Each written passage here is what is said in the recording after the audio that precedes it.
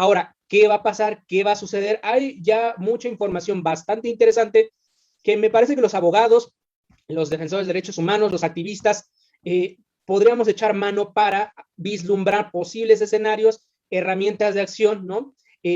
Prospectivas, estrategias de litigio, etcétera. Entonces, en este momento voy a permitir compartir una presentación con todos ustedes. Espero que, vamos a ver, en este momento procedemos a compartirla y ustedes me dicen si son tan amables de saber si se puede visualizar. Listo, vamos a ver. Perfectamente, maestro. Perfecto. Muy bien. Entonces, el marco de esta pequeña charla que hoy día vamos a compartir con todas y todos, básicamente tiene que ver con la vulnerabilidad de los derechos humanos de niñas, niñas y adolescentes en el contexto de la pandemia de COVID-19. Vamos a empezar, en principio, por una escala, vamos a decirlo así, macro. Quiero hacer una pequeña reflexión antes de continuar con la presentación. Históricamente, y esto es una verdad de perogrullo, históricamente en contextos muy complicados para la humanidad, ya sea se trate de guerras, conflictos armados internacionales, no internacionales, emergencias sanitarias o violaciones graves de derechos humanos, normalmente los grupos de edad, los grupos en situación de vulnerabilidad más vulnerables son los grupos etarios que se encuentran en los extremos de la vida, ya sea las personas adultas mayores o bien niñas, niños y adolescentes, ¿no? ¿Por qué? Porque carecen de voz, carecen muchas veces de los medios de expresión, de los elementos de información o de la forma de recordar cómo hacer efectivas sus garantías, sus defensas. Esta es una situación delicada, porque todos podemos acordar, estamos de acuerdo en que en estos momentos, pues básicamente hemos apostado por una situación en donde vamos a proteger a un sector de la población etario que se encuentra, por así decirlo, en el otoño de la vida. Pero pareciera ser que estamos dejando atrás al sector que está apenas floreciendo en la vida. Las niñas, niños y adolescentes, el sector olvidado en este contexto de pandemia, sobre todo teniendo en cuenta de que la investigación científica, ¿no? Económica parcialmente, pero científica, en el marco de qué va a suceder en los próximos meses y en los años, si hay desarrollos científicos en torno a la aplicación y desarrollo de vacunas. Esta es una situación, pues, bastante que nos preocupa, nos llama la atención, sobre todo quienes tenemos, bueno, la oportunidad de tener niños pequeños, ¿verdad? Entonces, sí quiero dejar muy marcada esta reflexión en el sentido de que niñas, niños y adolescentes se enmarcan en un contexto, en un conjunto de personas en situación de vulnerabilidad y la pandemia viene a remarcar esas vulnerabilidades de manera transversal en muchos temas. Vamos por partes. De acuerdo con las Naciones Unidas, que ya han publicado una serie de estudios muy acuciosos, dependiendo de sus agencias, organismos especializados y fondos, ¿no? COVID-19 ya dejó de ser un tema exclusivamente de salud pública. COVID-19 ya dejó de ser una pandemia, una sindemia, se está convirtiendo ya prácticamente en un problema muy complejo, ¿no? Que trasciende a cuestiones de índole social, económica. Naciones Unidas considera, varios organismos de Naciones Unidas ya consideran que en este momento COVID-19 es verdaderamente un reto, un desafío para la humanidad, y no solamente para aquellas generaciones que, bueno, estamos en el sector o en el decir, la población económicamente activa, sino para las generaciones que vienen detrás. Y entonces COVID-19 se traduce también en cuestiones, ¿no? En problemáticas de conducta humana y sobre todo de lesiones a los derechos humanos de una manera transversal. Recordaremos todas ustedes recordarán que los derechos humanos deben leerse o entenderse desde una perspectiva también interdisciplinaria, integral e interdependiente. Este fenómeno que estamos atravesando, sin duda alguna, va a marcar a nuestra generación y desde luego a las que vienen detrás. Aquí el problema en que nos estamos encontrando consiste en, bueno, va a marcar a nuestra generación, desde luego, pero ¿cómo podemos paliar, salir adelante? ¿Cómo podemos resolver los problemas y el contexto desde un punto de vista jurídico, económico, social, para las generaciones que vienen detrás, los más jóvenes, los más vulnerables, insisto, en un sector de la población etario, ¿no? Que es desde luego uno de los más vulnerables en todo el mundo?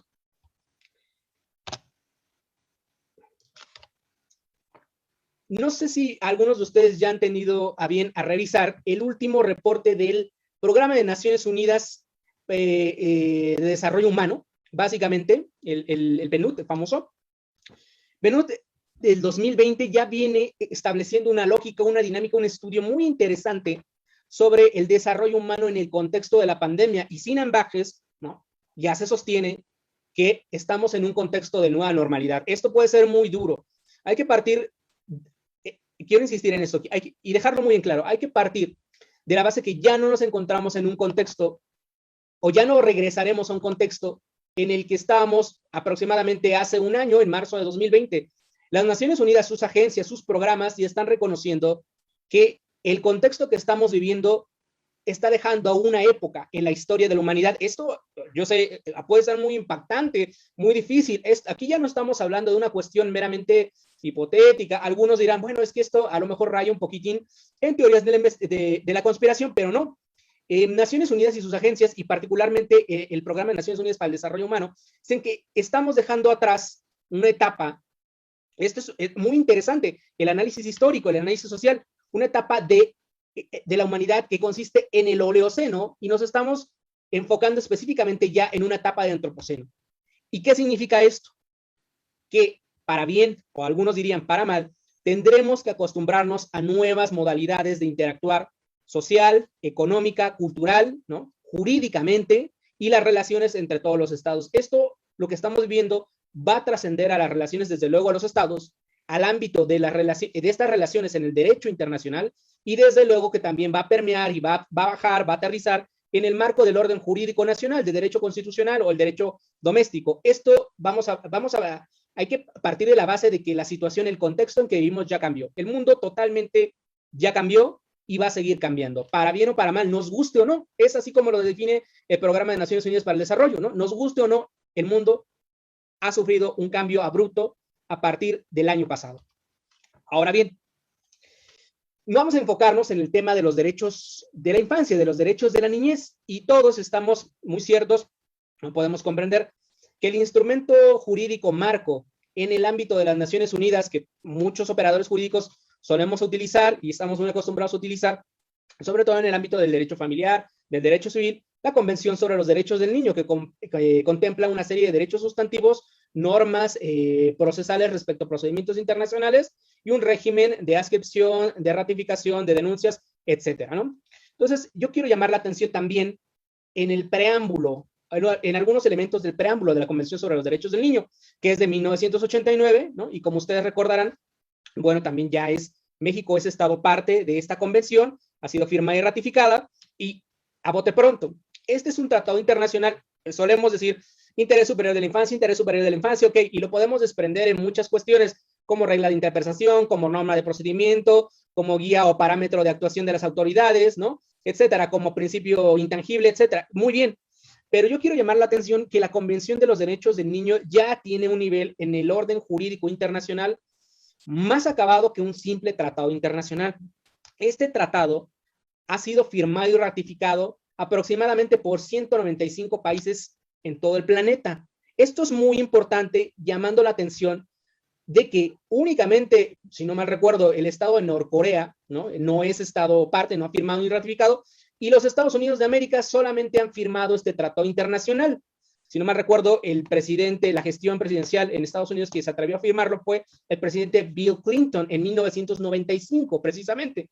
Entonces, aquí hay una situación muy interesante, porque todos estos países que ya forman parte de este tratado internacional, e incluso si nada más Estados Unidos lo ha firmado, se comprometen a no atentar contra el objeto y fin de este tratado internacional, lo cual ya eleva el nivel de cumplimiento o el parámetro de protección de este instrumento.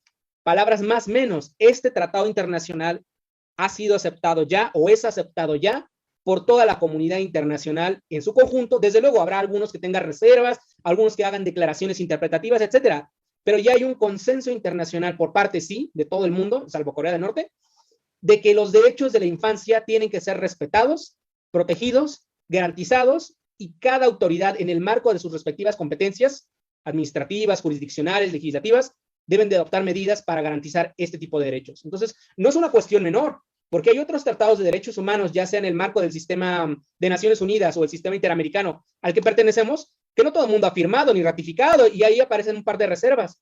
Pero aquí hay una noción muy interesante.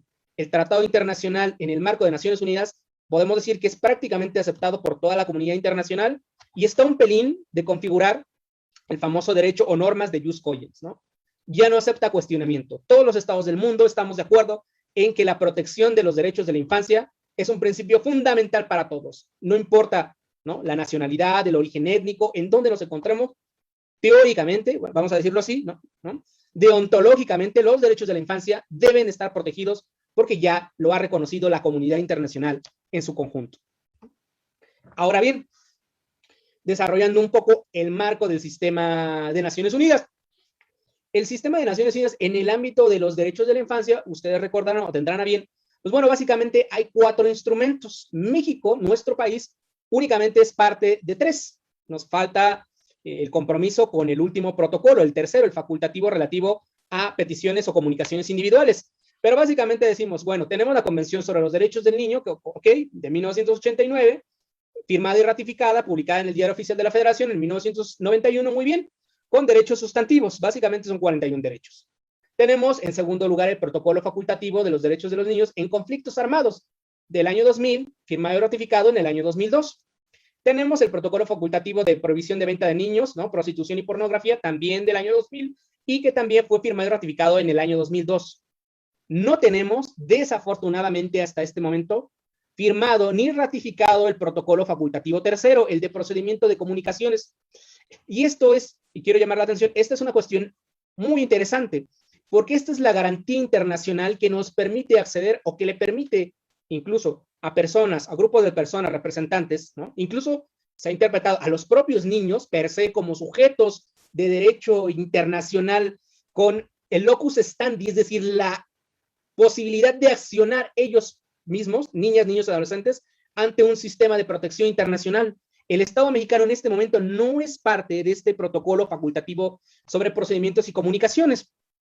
Esta es una cuestión que, bueno, está lege ferenda, pendiente a lo mejor de regulación, de adopción, y aquí aprovechamos para hacer, pues desde luego, una cordial invitación a los órganos políticos competentes, ¿no?, en el marco constitucional, en términos del artículo 89, pues bueno, ¿a qué autoridad le corresponde firmar un tratado internacional? Pues evidentemente todos estamos de acuerdo en que al Ejecutivo Federal y posteriormente el Senado de la República lo ratificará. Pero sustantivamente únicamente tenemos la convención y los dos protocolos, ¿no?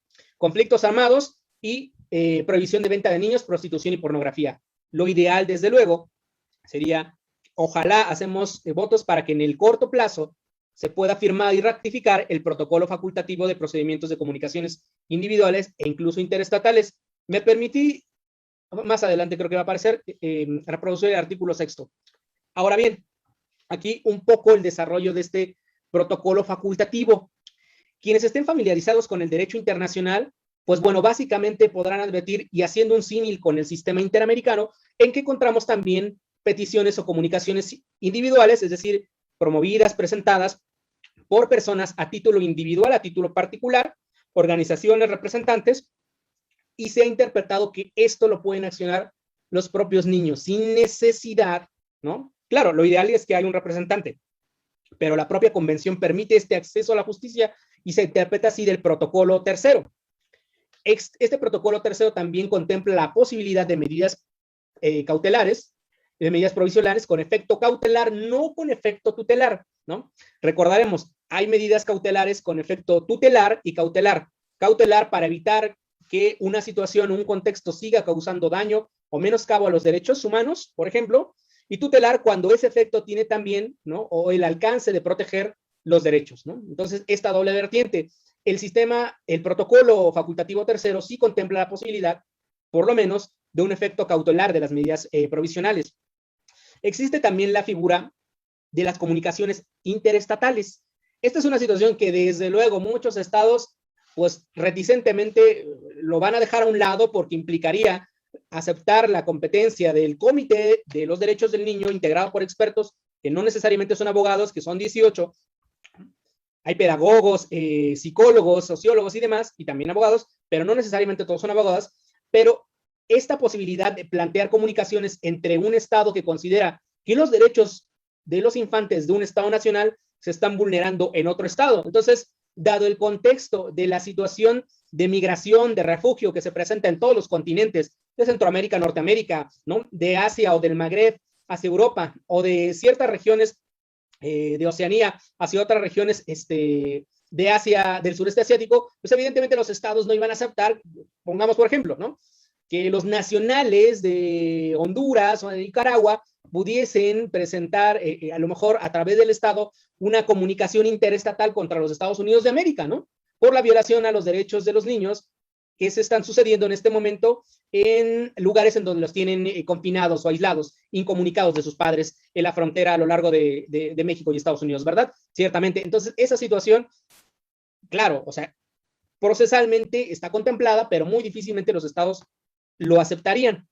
Y finalmente tenemos ya la cuestión del análisis de fondo. Aquí, a diferencia de un tribunal internacional, pues hay una elaboración de un dictamen, se analizan los hechos, se contrasta con el derecho, ¿no? No es un criterio, un análisis de interpretación bastante riguroso, pero sí se surten las condiciones, incluso, y aquí quiero llamar la atención, que el artículo 10 permite el análisis de fondo de las cuestiones de los derechos, incluso desde el punto de vista de los derechos económicos, sociales, culturales y ambientales.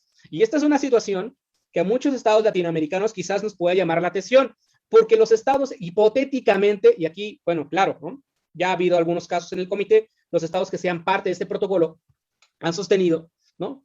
Que aquí tendría que defenderse la forma en que los estados administran y gastan los recursos públicos en torno a los derechos de los niños. Y aquí a lo mejor empiezan a saltar muchas preguntas, porque a lo mejor uno podría cuestionarse el principio de, por ejemplo, de no regresividad, y qué pasa con el derecho a la educación, y qué pasa con el derecho a la salud, y el acceso a las vacunas, y por qué, digamos, en un ejercicio fiscal, en un presupuesto de egresos, en un año había ciertas vacunas y en el otro año no. Bueno, ya estamos especulando, pero el protocolo facultativo reconoce esta posibilidad de protección de los derechos económicos, sociales y culturales. Un servidor tuvo a bien a reproducir el contenido del artículo 6, ¿no?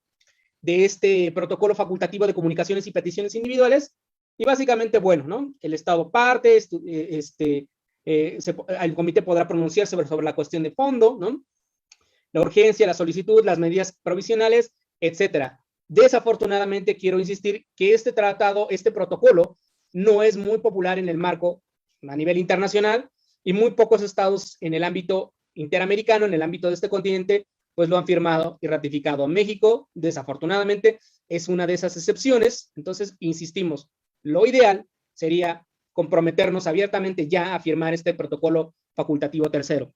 Dicho lo cual, ahora vamos a analizar los derechos de carácter sustantivo reconocidos o contemplados en la Convención de los Derechos del Niño y que están causando ya este prurito de interpretación, de violaciones en el contexto de la pandemia de COVID-19.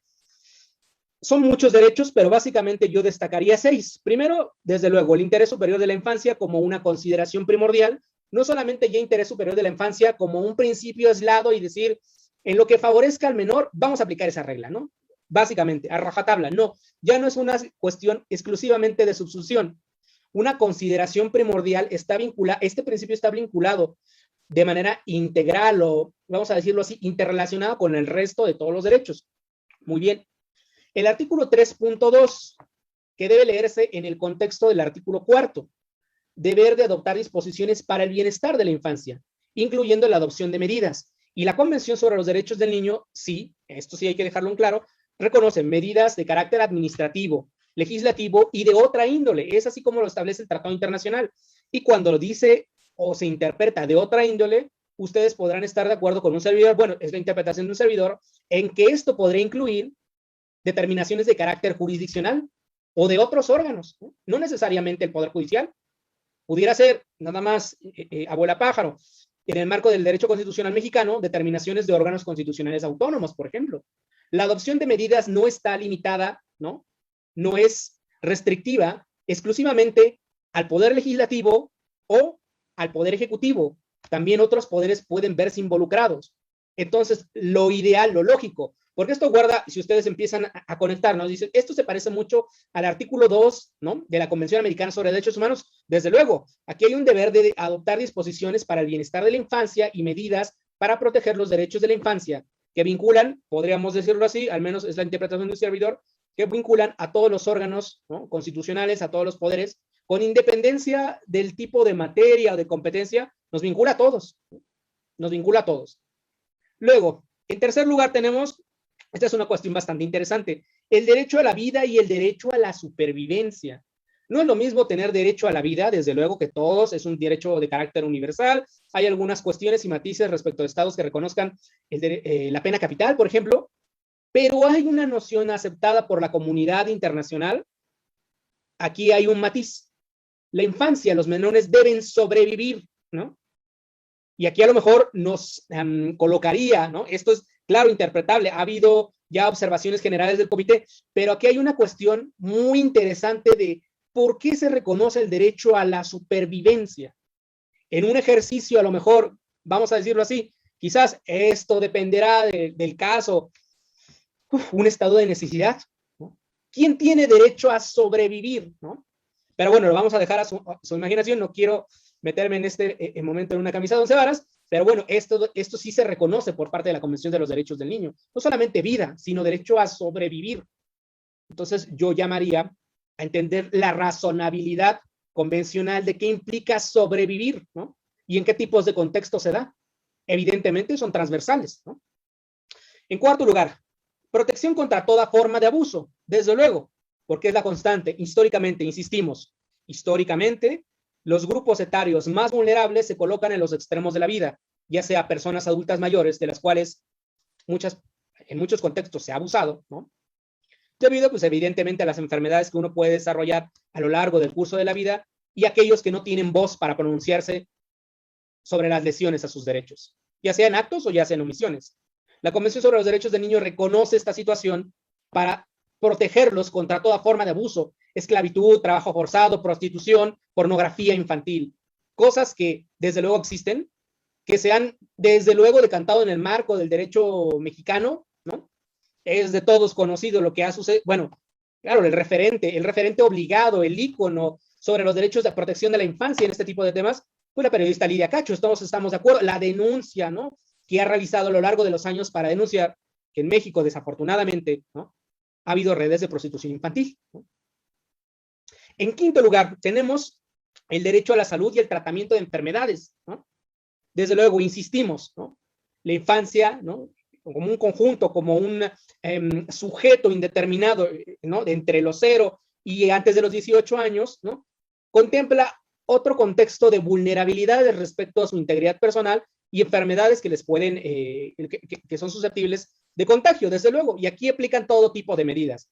Y desde luego, no es desconocido que en el contexto que vivimos actualmente en el país, pues bueno, ha habido también mucho activismo, mucho litigio estratégico, sobre todo para defender y proteger el derecho a la salud de la infancia, ¿no? En el contexto, vamos a decirlo así, de personas extremadamente vulnerables, por ejemplo, pensemos en los niños en el contexto o en situación de cáncer, desde luego.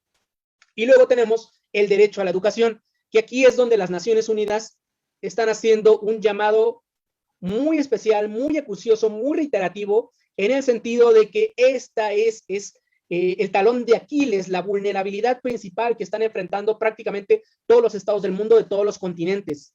En la medida en que prácticamente hasta este momento 188 países han aplicado medidas de confinamiento, desde las muy laxas hasta las muy rígidas, el derecho a la educación es donde más merma se ha presentado y donde se está presentando desde luego esta brecha, esta separación, porque va a haber quizás en el corto y en el mediano plazo niños, niñas y adolescentes que podrán verse favorecidos por condiciones materiales, ¿no?, y tendrán una ventaja por comparativa por haber recibido su derecho a la educación con ciertas características y otros que carecen de los recursos necesarios para ver protegida su derecho a la educación. Entonces, desde un punto de vista de un servidor, vamos a decirlo así, esta pléyade de estos 6 derechos, 6, 7, son los que más han resultado vulnerados o que se están vulnerando a nivel o a escala macro, a nivel internacional.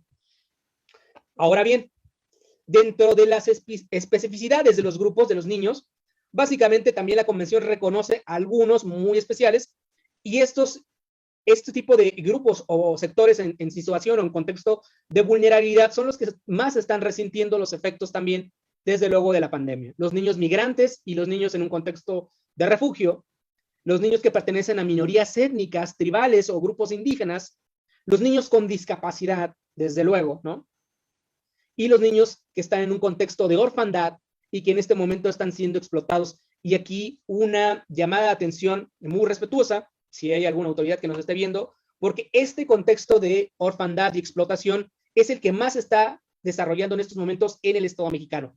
Pero a grosso modo podemos decir que a nivel mundial estos son los 4 grupos o sectores o subespecies dentro de la infancia que más están presentando violaciones a sus derechos humanos.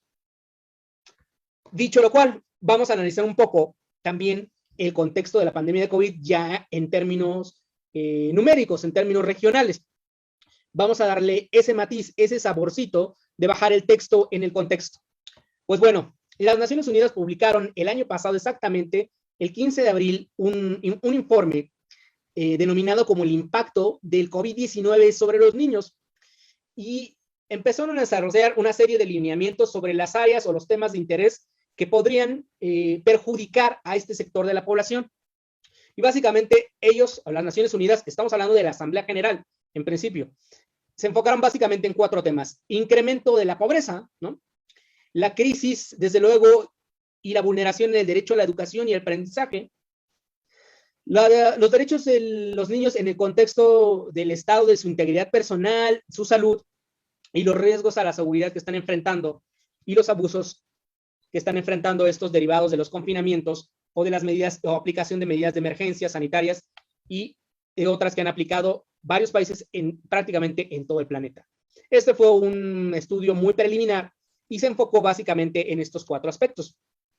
Por ejemplo, llamó la atención: 188 países implementaron en todo el mundo desde el año pasado, desde marzo del año pasado hasta la fecha. Ya se ha ido graduando en razón a que, bueno, ya han venido también a contemplarse las campañas de vacunación. Y aquí, ojo, un pequeño paréntesis: el hecho de que haya algún par de países en todo el mundo que han vacunado masivamente a su población no significa que los niños y adolescentes estén protegidos. Y mientras la gente sale a la calle, va a los bares, a los gimnasios, puede ser vida pública en común, los niños en Israel siguen encerrados en sus casas. En este orden de ideas, 188 países implementaron clausuras escolares, confinamientos desde laxos hasta estrictos. ¿Y a cuánta población afectó en todo el mundo? Básicamente 1.500 millones de niños y jóvenes se vieron afectados por la situación del confinamiento. Ustedes recordarán, y esto ya ha sido también muy documentado por la prensa científica, algunas voces son críticas, otras dejan de un lado la situación de si hay alto contagio, de si pueden ser vectores para transmitir al resto de la sociedad. Aparentemente en un principio no lo eran, ¿no? Los niños no sufrían trastornos delicados o graves. Empezó a documentar cuestiones como el síndrome de Kawasaki, etcétera.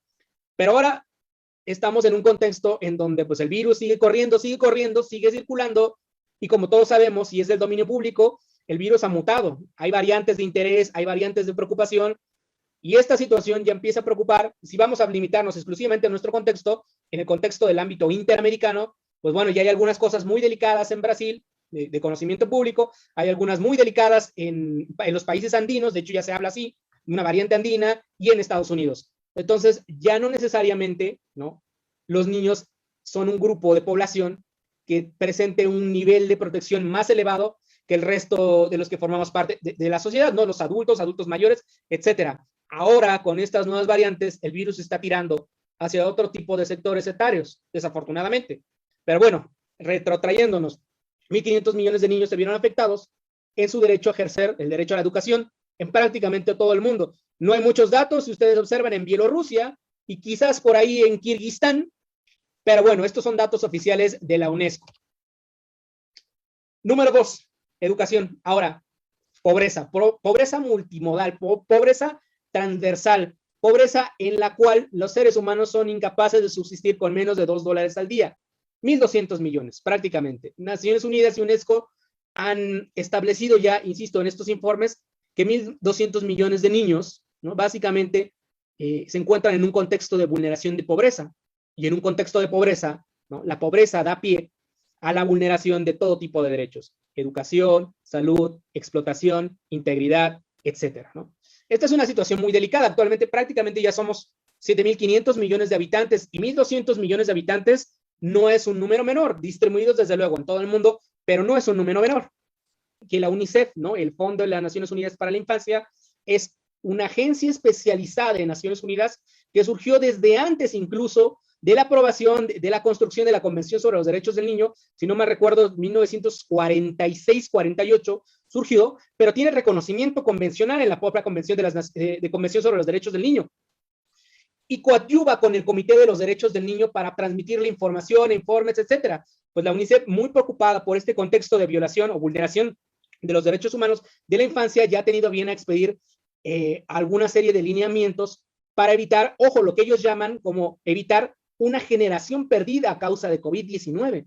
Esta es una situación bastante interesante, pero ojito con esto. Si ya el Programa de Naciones Unidas para el Desarrollo nos dice que estamos en un, desde luego, que en un reto, en un desafío tremendo para la humanidad y que se está cebando en contra de los sectores más vulnerables y que estos sectores incluyen a la infancia. Y por el otro lado, la Agencia de las Naciones Unidas, el Fondo de las Naciones Unidas para la Infancia, reconoce que también debemos de tomar medidas emergentes para evitar que se pierdan, ¿no?, los derechos de una generación. Esto ya no son focos rojos, ya la alarma está brincando a todo lo que da. Ahora, en este contexto del marco de derecho comparado, si ustedes recordarán, un servidor tuvo bien a escribir un paper hace un par de meses, en enero, ¿no?, si no me recuerdo, donde se citaba un eventual caso en el marco del sistema europeo de derechos humanos, de protección de derechos humanos, del caso Babrika contra la República Checa, y ahí básicamente unos padres alegaban objeción de conciencia para la vacunación de sus hijos derivados de la enfermedad de sarampión. En el contexto que estamos viviendo y como le tocó conocer el caso al Tribunal Europeo de Derechos Humanos, ¿no?, las audiencias fueron, si no mal recuerdo, el año pasado también, el año pasado fueron las audiencias, pues ya tenemos una sentencia, ya tenemos una resolución por parte de un tribunal regional de derechos humanos en donde ya está llamando la atención, ¿no?, y también incluso en el marco de lo que estamos viendo en la pandemia de COVID-19, de que aquí se trata de un deber legal en nombre de la solidaridad. Entonces, a la pregunta de que podrá surgir en el futuro en el marco de los Estados americanos, incluso el debate, desde luego que va a salir en el debate del derecho constitucional doméstico, de si es o no la vacunación obligatoria, al menos en un continente, se ha considerado por el contexto que estamos viviendo que puede ser, ¿no?, y que esto debe de entenderse como un deber legal en nombre de la solidaridad de todas las personas. Esto es muy fuerte, ¿no? Porque, desde luego, uno podrá tener sus objeciones, sus peros, sus matices, sus reticencias, aceptar, porque hay que reconocerlo. Bulos, teorías de conspiración y lo que ustedes quieran abundan allá afuera y la gente ciertamente no se llega de información científica correcta y adecuada y empieza a especular sobre el, bueno, que es básicamente lo que nos están inoculando, ¿verdad? Pero bueno, al menos en el marco ya de un tribunal regional de derechos humanos, ¿no?, lo que se va a venir en Europa, desde luego, va a ser muy probablemente, y mucha gente no lo está aceptando, es la vacunación obligatoria. Y esto comprenderá a COVID-19, ¿no? Tan es así que en otras ocasiones ya lo hemos comentado, que el desarrollo del pasaporte inmunitario en Israel o en otras partes de Europa, particularmente en Escandinavia, va a ser la regla general. Y de hecho, ya la Comisión Interamericana de Derechos Humanos ya lo reconoció en su última resolución de apenas hace unos días, si no me recuerdo, es la 1/2021, ya la Comisión Interamericana, interpretando un poco el deber de cooperación internacional, dice, bueno, pues parece ser que sí se va a venir la idea del pasaporte inmunitario. ¿Y qué significa esto? Que si no estamos vacunados, no vamos a poder viajar a nivel internacional, o vamos a tener que someternos, desde luego, a cuarentenas, ¿no?, de entrada o de acceso para poder circular. Entonces, por eso, insisto, esta idea de la libre movilidad humana, incluso desde el punto de vista del derecho comunitario en Europa, el famoso espacio Schengen, parece ser que ya terminó, ya pasó, o por lo menos momentáneamente va a evolucionar una situación en donde vamos a tener que mostrar vía nuestro teléfono esa Green Passport para poder circular, ¿no?, en varias partes del mundo. En tercer lugar, en el ámbito del derecho internacional comparado, hay una observación general muy reciente, que es la 25/2021, Niños y Entorno Digital, ¿no?, del Comité de Derechos Humanos. Básicamente, en las observaciones generales, ustedes recuerden, aquí es una interpretación, vamos a decir, abstracta sobre un tema que el comité realiza, ¿no?, para decantarse sobre, sí, desde luego, ciertos temas específicos y empieza a abordar ciertas cuestiones. Aquí el Comité de los Derechos del Niño empezó a interpretar, este es de abril, si no me recuerdo, de este mismo mes, de 8 de abril, 7, 8 de abril, y empieza a decir, bueno, las crisis como las pandemias también presentan un contexto en donde puede haber vulneración a los derechos de la infancia, ¿no?, a través de las plataformas virtuales.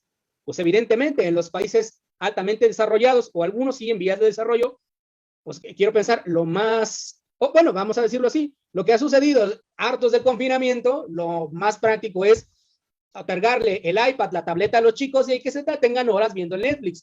Pues bueno, el Comité de los Derechos de la Infancia, del Niño, está llamando mucho la atención a que hay que tener cuidado porque actualmente los fraudes, los delitos cibernéticos, la forma de enganchar a los niños en redes de explotación y abuso laboral, sexual o pornografía infantil está incrementándose a raíz de la convergencia con el entorno digital.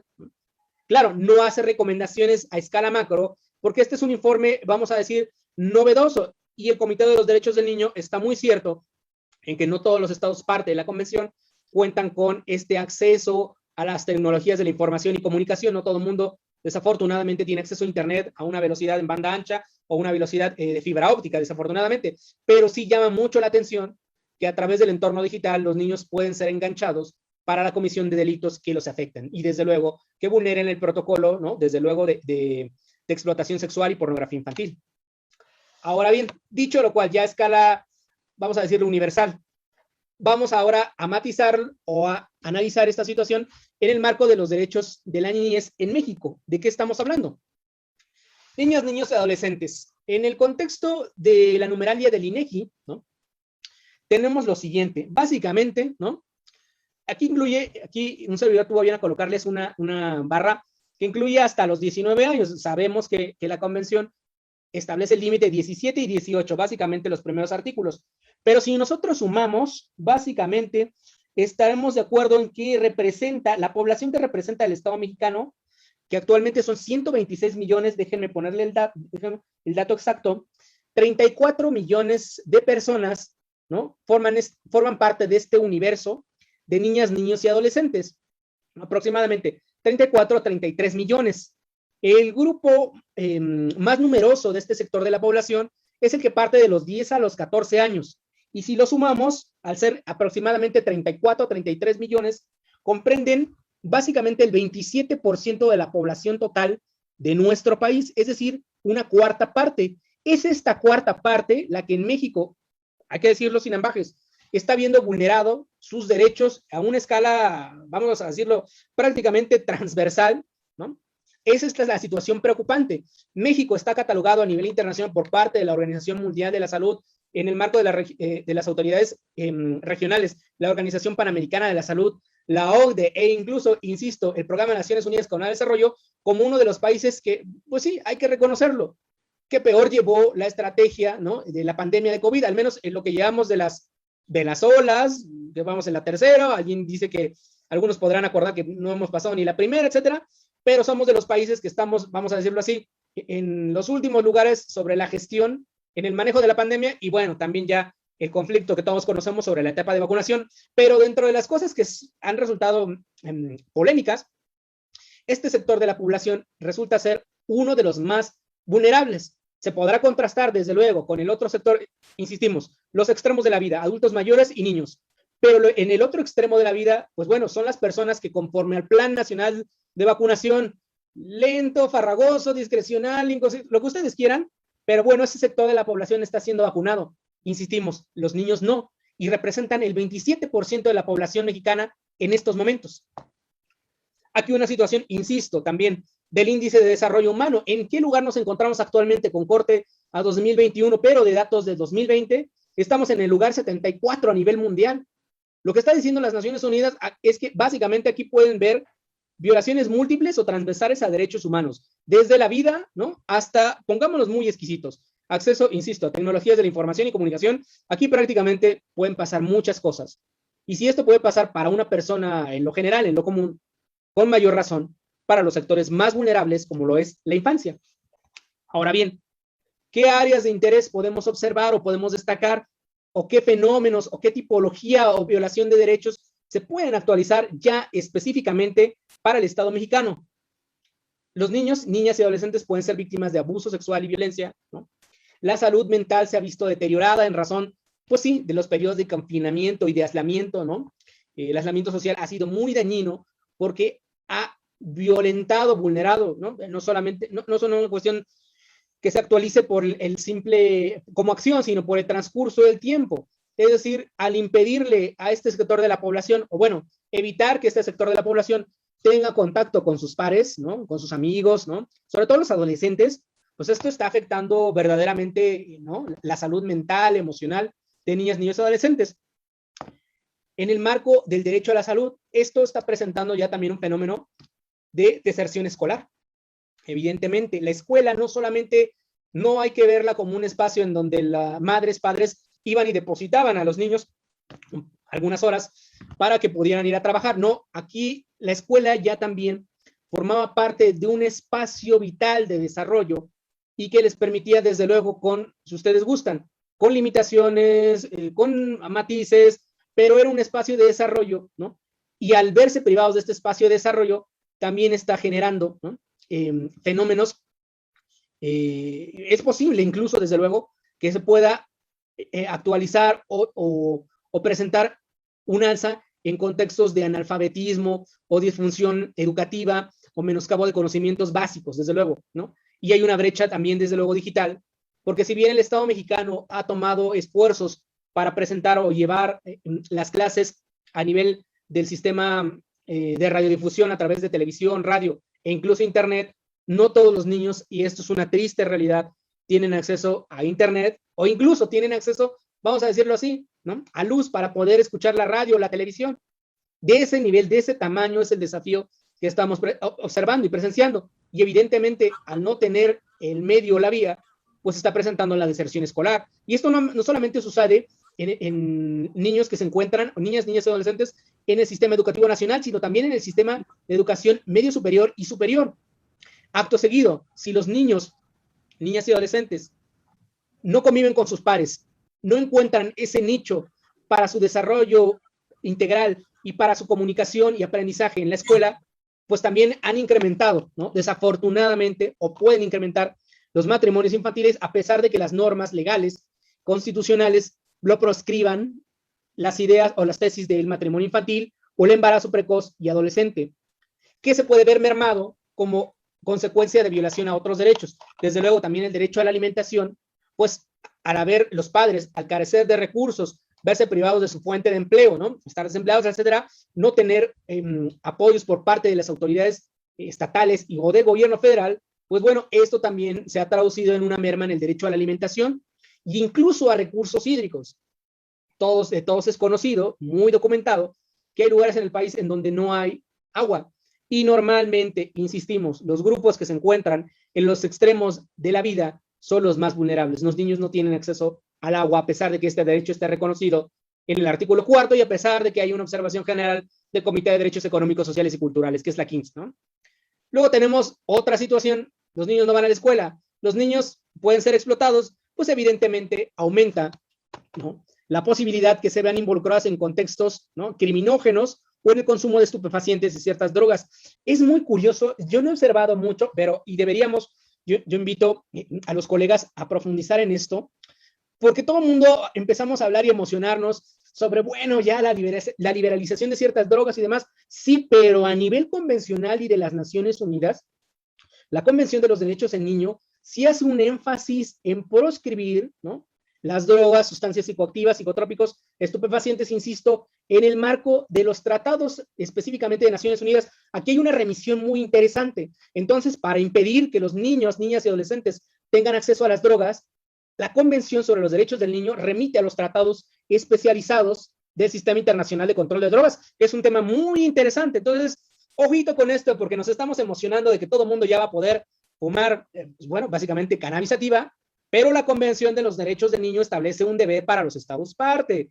Y prácticamente 196 países son parte de este instrumento internacional. Ojito con esto en el Senado, porque bueno, nos puede ganar la emoción y vamos a ver cómo se hace compatible este deber con lo que queremos, ¿no?, actualizar en el marco del derecho mexicano, ¿no?, en una ley general. Y finalmente, pues bueno, el confinamiento, la pandemia, la ausencia o la carencia de recursos, también se ha visto mermado, ¿no?, el deterioro en el sistema de cuidados de la infancia y en la falta de instituciones de seguridad social y de guarderías.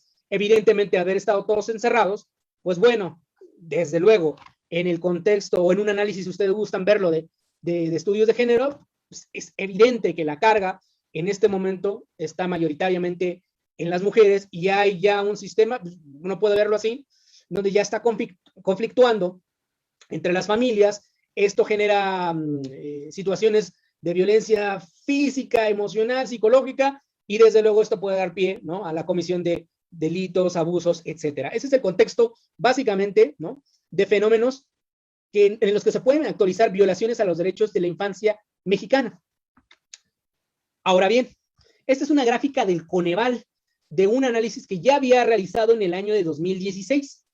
Y el Coneval dice, bueno, pobreza, porcentaje de la población de 0 a 17 años en un contexto de pobreza. Y prácticamente lo que nos está diciendo Coneval, y ojo, esto es de 2016, habría que ver qué es lo que va a decir el Coneval de cara en este año o el próximo año, en 2022.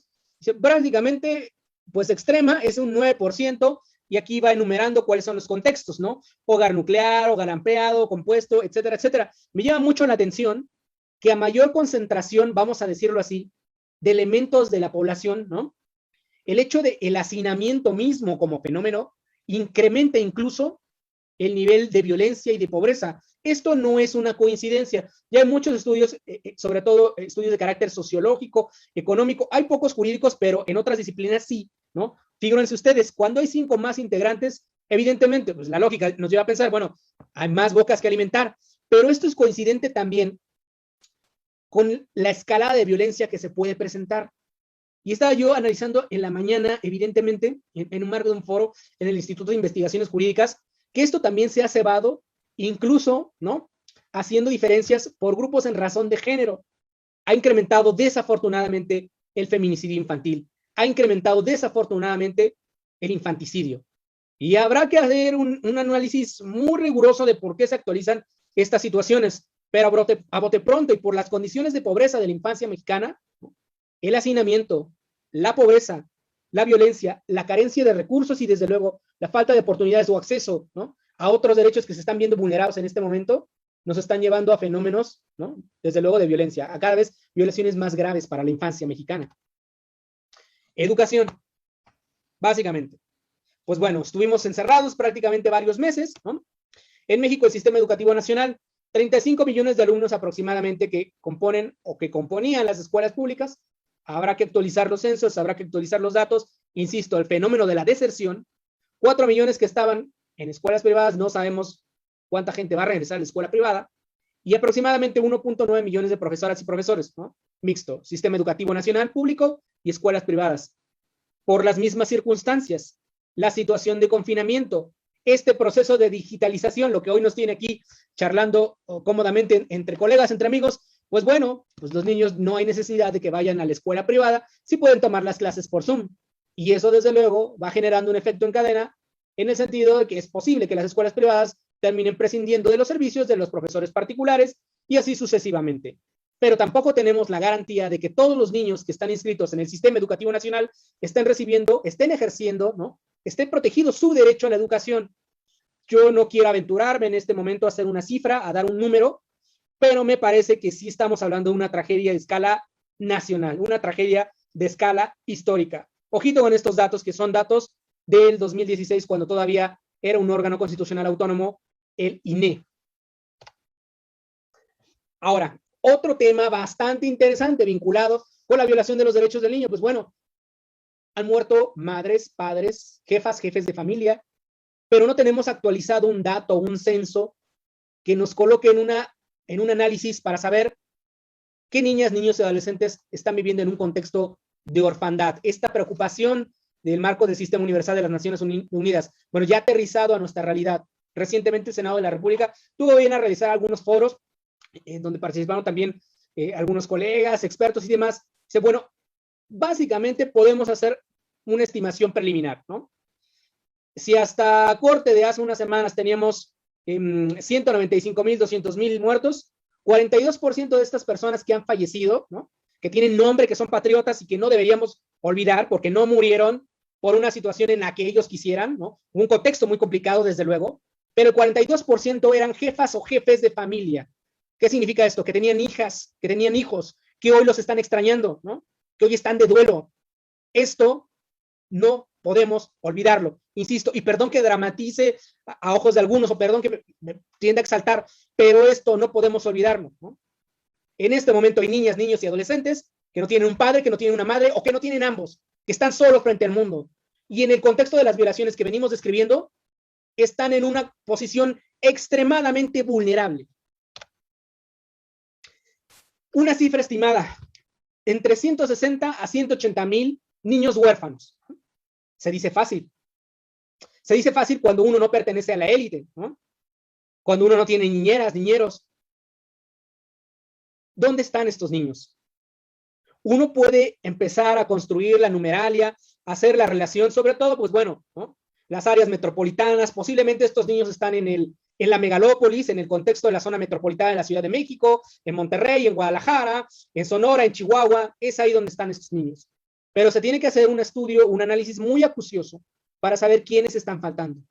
180,000 niños huérfanos es una cifra escandalosa, escandalosa, ¿no? El Estado mexicano debe tomar medidas, como bien señala la Convención. Aquí entramos desde luego en el terreno del ser y el deber ser, ¿no? Administrativas, legislativas o de otra índole para proteger a esos niños que en este momento, pues vamos a decir, pues no tienen un tutor, no tienen una tutora, no tienen ambos. Están a la buena de Dios, totalmente vulnerables a contextos de violación masiva de sus derechos. Esa es la parte delicada. Bueno, yo estuve tratando de averiguar y cuántos hay en la Ciudad de México, no encontré el dato, pero afortunadamente el Senado de la República, al escudriñar, ya ofreció una referencia. Algunas organizaciones de la sociedad civil mencionan que estamos hablando entre 160 a 180,000 niñas, niños y adolescentes huérfanos. Es una situación muy delicada, un efecto colateral, dirían algunos, una nimiedad, ¿no? Pero esto es grave, ¿no?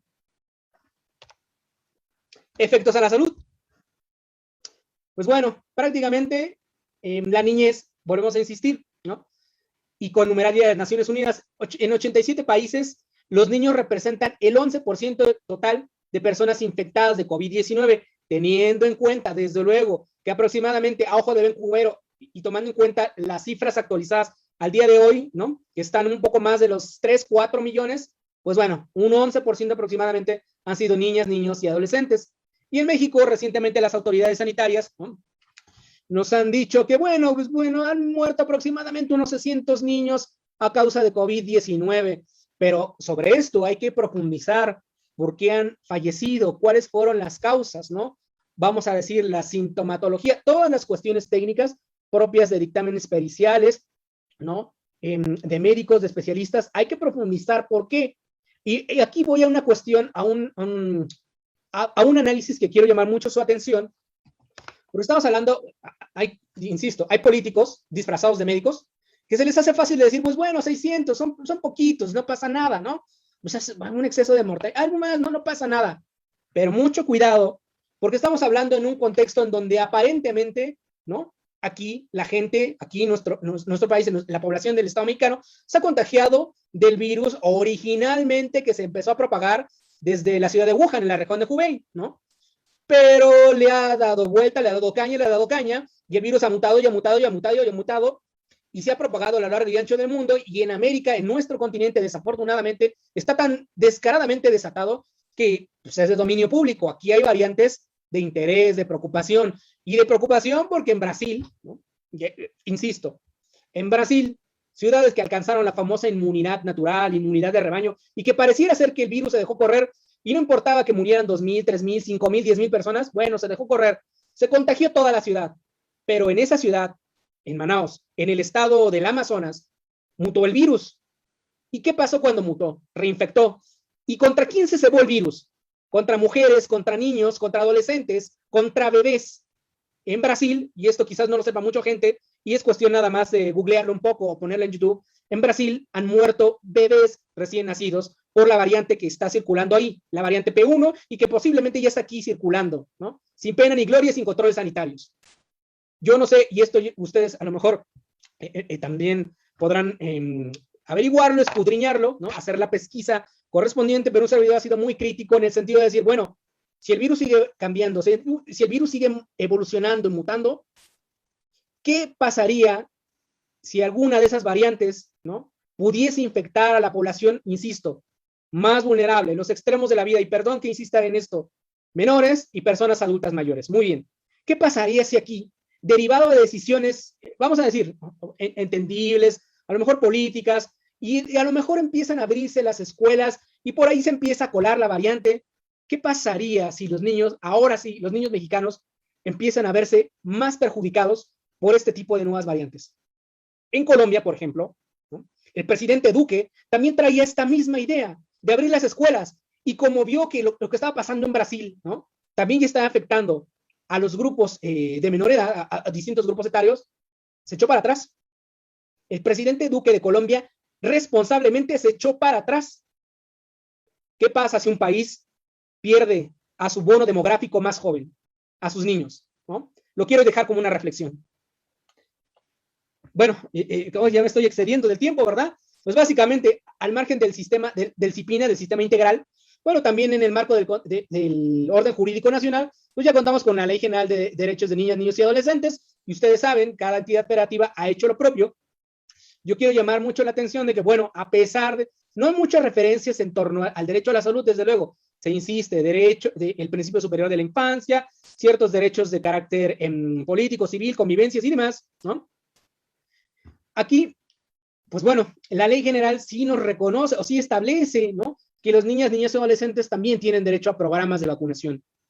Entonces, habrá que ver, ojalá que sea en el corto y en el mediano plazo, y una vez que se aprueben los respectivos respaldos científicos entre pares y hay información suficiente, pues desde luego que nos urge vacunar también a niñas, niños y adolescentes, ¿no?, el sector de la población que estamos dejando atrás bajo el prejuicio, que ya no se actualiza, de que a ellas no les pasa absolutamente nada. Y este derecho previsto en una ley general, aterrizable en las leyes de cualquier entidad federativa, es un derecho exigible, al igual que lo comprendido en el artículo 4 de la Constitución y al igual que los derechos sustantivos de la Convención sobre los Derechos del Niño o el 19 de la Convención Americana sobre Derechos Humanos. Finalmente, no quería dejar de pasar un criterio, pues ya jurisprudencial por parte de la Suprema Corte. Recientemente fue el mes pasado la contradicción de tesis 267/2020 entre un criterio sustentado por un tribunal del séptimo circuito, que es Veracruz, y otro del 17º circuito, que es el estado de Chihuahua, en donde, bueno, ya se venía discutiendo esta situación de las convivencias entre padres y sus hijos en el contexto de COVID-19, y básicamente el criterio de la Corte, ya de esta contradicción de tesis, la pueden buscar como la jurisprudencia 11/2021 del índice de la primera sala, y es que, pues básicamente, pues bueno, cuando se otorga la suspensión respecto de estas situaciones de convivencia, ¿no?, entre padres y menores, pues habrá que considerar, ¿no?, y modular que ésta se lleve a cabo a distancia a través de medios electrónicos, ¿no? Es decir, pues bueno, yo sí quería convivir con mi hijo, pero mira, es que la pandemia, yo no puedo ir a recogerlo, conéctamelo en Zoom. Bueno, ya está un criterio por parte de la Suprema Corte, recientemente adoptado en esta contradicción de tesis, y básicamente lo dejo para su conocimiento, ¿no?, que eran de dos tesis que ya estaban, que se podían consultar en el semanario, pero falta hacer un poco más, no pasa desapercibido para un servidor, y ustedes podrán también observar que ha habido esfuerzos muy acuciosos y valientes por parte de muchos abogados, organizaciones de la sociedad civil que están peleando para hacer efectivo el derecho a la educación, ¿no? ¿Qué pasa cuando los padres se quedan sin el sustento? Pelear por el mínimo vital, esa situación en donde los recursos también tienen que llegar no solamente al núcleo familiar, sino que también se traduce en la protección del derecho a la alimentación por parte de los menores, ¿no? Estas situaciones, desde luego, son muy plausibles a todos aquellos amigos, colegas que estén llevando a cabo este tipo de litigios. Mi más profundo reconocimiento. Muchas gracias por dedicarse a la protección de los derechos humanos desde la perspectiva de los mecanismos de control constitucional. Los exhorto a que lo sigan haciendo. Y bueno, terminada esta descripción, me gustaría proponer a ustedes una serie de estrategias para una protección, vamos a decirle así, integral de los derechos de niñas, niños y adolescentes. Ya hemos visto cómo está la situación en el mundo, hemos visto cómo está la situación en México, qué derechos resultan vulnerados, algunas cuestiones de interpretación, ¿no?, de Naciones Unidas, de algún tribunal regional, qué está diciendo aquí el Tribunal Constitucional Mexicano, pero vamos a llevarlo a un área prospectiva. ¿Qué podríamos hacer? Bueno, en principio de cuentas, desde luego, activar los sistemas de protección no jurisdiccional a través de las quejas, a través de la Comisión Nacional de los Derechos Humanos, el sistema Ombudsman o las comisiones estatales, ¿no?, ya sea por actos u omisiones en los que consideremos que se actualizan violaciones a los derechos de la infancia, salud, educación, alimentación, entre otros, integridad personal, ¿no? El CIPINA, si bien podríamos decir que es un mecanismo de coordinación entre autoridad federal y entidades estatales, no prevé estrictamente un mecanismo de garantía rígido, ¿no? A diferencia de lo que podemos esperar del sistema ombudsman o del sistema jurisdiccional. Desde luego, litigio estratégico a través del juicio de amparo, ¿no? Hay que buscarle, ya sea una acción, ya sea una omisión, o ya sea una norma que consideremos que vulnera los derechos de la infancia. Y como tercera herramienta, una herramienta de carácter no político, pero sí en el ejercicio de derechos políticos, y que ya en otra ocasión un servidor tuvo bien a explicarla, sobre todo en el marco de los derechos sexuales y reproductivos. Hay que echarle un ojito a las herramientas que nos ofrece la Constitución, y podemos modelar bastantes cosas en beneficio de los sectores vulnerables. Nuestra Constitución nos reconoce a los ciudadanos un derecho político de iniciativa ciudadana, y crear incluso legislación, instrumentos, qué sé yo, ¿no? No quiero hablar ahorita de fideicomisos, ¿verdad? Pero podríamos crear o fomentar el desarrollo de una ley general, una ley nacional para la protección de la niñez en orfandad derivada del contexto de la pandemia de COVID-19. Estas son ideas que son básicamente propuestas, no porque nunca se hayan planteado significa que sean imposibles. Lo que yo quiero exhortarles y hacer desde luego un llamado muy respetuoso a que no porque algo nunca se haya intentado significa que sea imposible. Las herramientas constitucionales ahí están. No todo necesariamente es litigio. También puede haber mecanismos de organización. Y si la Constitución nos reconoce estas herramientas, hay que hacerlas operativas. Si nos vamos a tomar el derecho en serio, quizás una iniciativa de ley que establezca, no sé, un derecho al mínimo vital para efectivamente niñas, niños y adolescentes, y vincularlo con el presupuesto de egresos de la Federación. Y tomar en serio estas palabras, ¿no? De que el pueblo tiene la última palabra. Y si los ciudadanos se pueden organizar para proteger a los sectores más vulnerables de nuestra sociedad, pues enhorabuena, la Constitución nos reconoce este derecho. Habrá que ver si lo podemos ejercitar o no. Recomendaciones generales. Pues básicamente, derivado del análisis que ya han hecho instituciones como el Comité de los Derechos del Niño, la UNICEF, la Oficina del Alto Comisionado de las Naciones Unidas, ¿no? Y el Programa de las Naciones Unidas para el Desarrollo, e incluso peloteando un par de ideas de la jurisprudencia doméstica, bueno, habría que enfocarnos, desde luego, insisto, en estos temas: derecho a la educación, reducir las brechas digitales, garantizar el derecho a la salud y a la alimentación, hay que seguir insistiendo en la protección de estos derechos, la salud mental e integridad personal de los niños, hay que tomar en serio su parecer, ¿no? Desafortunadamente no sabemos qué está pasando en los hogares en estos momentos, y evidentemente uno puede intuir que la violencia en contra de este sector de la población ha incrementado. Hay que seguir insistiendo en el derecho al agua y el saneamiento, ¿no? Vamos a decirlo así, las medidas sanitarias implican lavado de manos, etcétera. ¿Cómo vamos a regresar a clases si muchas escuelas en el territorio mexicano no cuentan con agua potable para el lavado de manos? O sea, por amor, cosas tan básicas como esta, ¿no?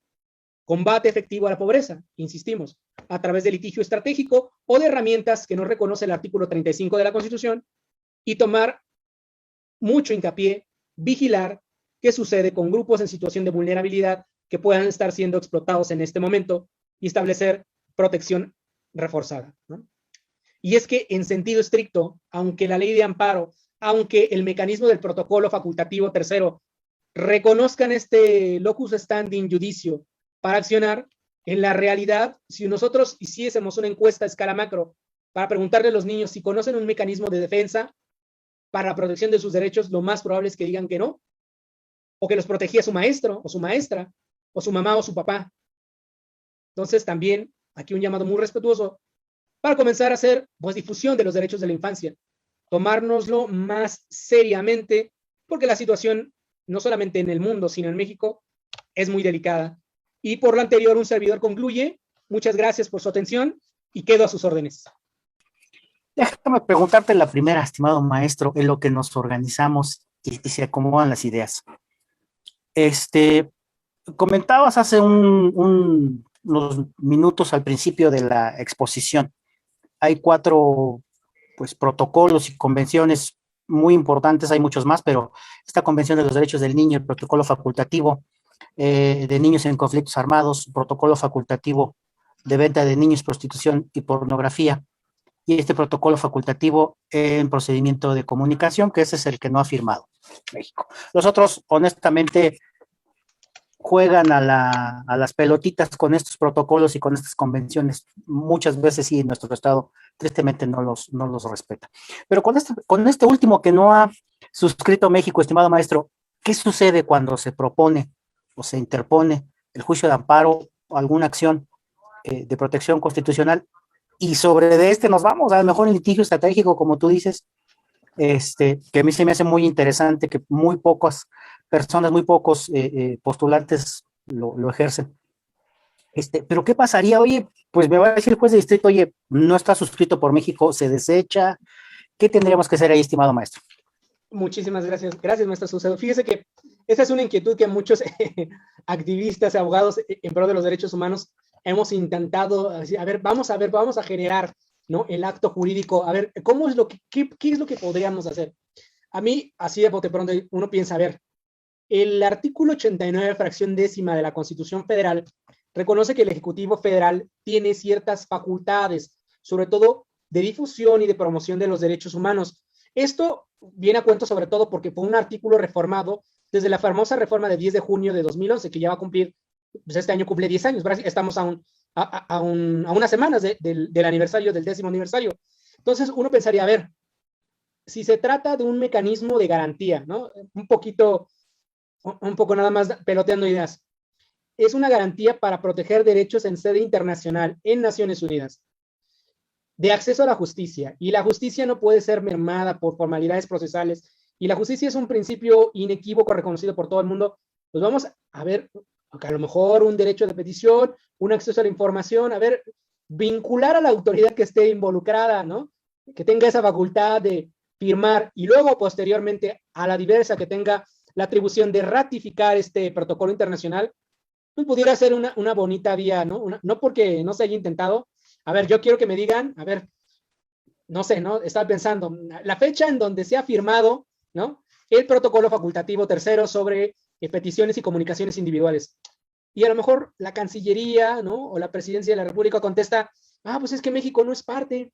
Muy bien, pero pues prácticamente es un mecanismo de garantía de un tratado internacional firmado y ratificado por todo el mundo. Pues vamos a intentar ahí, ¿no?, un bonito litigio estratégico, como que en México los niños no van a estar protegidos por una garantía internacional, ¿no?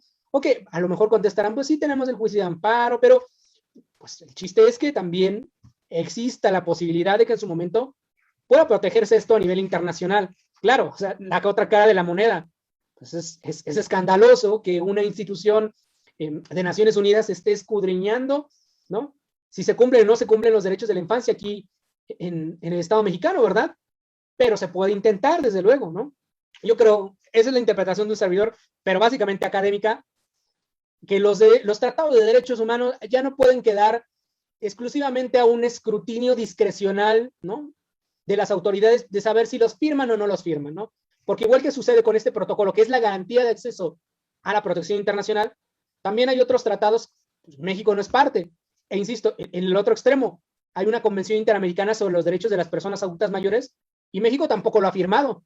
Y entonces uno se queda pensando, a ver, si ni garantía para la protección de los derechos del niño, ni Tratado Internacional de los Derechos de las Personas Adultas Mayores, pues ¿qué me estás diciendo? Básicamente es solamente discurso político, ¿no? Aquí nada más, pero claro, se puede buscar la forma, a lo mejor por ahí, ¿no? Uno se le vienen a la mente, a lo mejor ustedes podrán decirlo mejor que yo, estrategias un poco, ¿no?, aplicadas de derecho fiscal, ahí me voy a autoaplicar la norma, una cosita así por el estilo. Podría ser, o sea, no porque no se haya intentado, significa que sea imposible, pero desde mi punto de vista, yo creo que no hay excusa para que el Estado mexicano firme y ratifique un instrumento que es vital para la protección internacional de los derechos de la infancia. Sí, de acuerdo. No, es que es complejo porque digo, tiene razón y a veces nos vemos en ese problema. ¿Y qué va a contestar? Imaginemos la Cancillería, la Secretaría de Relaciones Exteriores, es que no lo he firmado, perdón, y es más, solicito que se sobresea, porque pues no hay norma, pero ahí el juez puede decir, oye, aplico, y voy a decir una verdadera tontería, el principio pro persona. A lo mejor después van a criticar al juez, pues es que ya estás legislando, señor juez, no, estoy tutelando el derecho del niño o de los adultos mayores. Es complejo, está interesante, estimado maestro, pues hay que intentarlo. Yo coincido contigo en que hay que proponer litigio estratégico